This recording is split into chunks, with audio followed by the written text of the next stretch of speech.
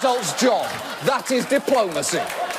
So let's move on. Let's move on now to American history. You know, the thing that Disney's Pocahontas improved on.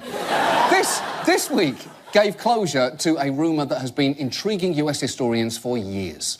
And it is confirmed President Warren G. Harding did indeed have a daughter out of wedlock. The New York Times reports DNA testing now proves the 29th president fathered a child by a mistress, Nan Britton, before he was elected.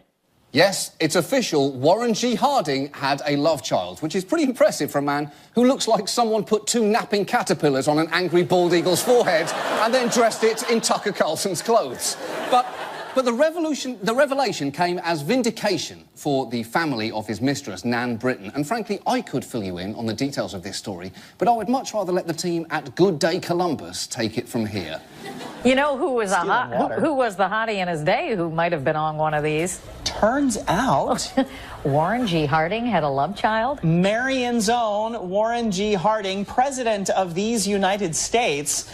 Quite the scandal in the 20s. The family has long since denied, and the two families have been kind of circling each other going, this is for real. No, it's not for real. No, you're making it up. I want to learn about every world event from those two people. So ISIS was all like, we want to take over Syria. And Syria was like, nah. And ISIS was like, Anyway, casualties number in the thousands. But I, for one, am glad that Harding's love child has been confirmed, because there were parts of this story that were simply too good not to be true.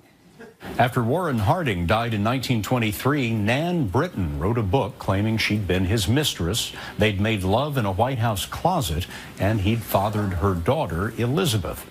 With all due respect to his mistress, you did not make love in a White House closet. You banged in Warren's fuck bunker. That is what happened, because that is what he called it. But the much bigger point here is Warren G. Harding's presidential legacy must clearly be updated now, because he died probably hoping that he'd be remembered for the Fordney-McCumber Tariff Act. But from now on, the first and only thing we should teach children in school is that Warren G. Harding not only had a love child, he had a hush-hush closet bang with a fangirl named Nan. We must educate our children in history.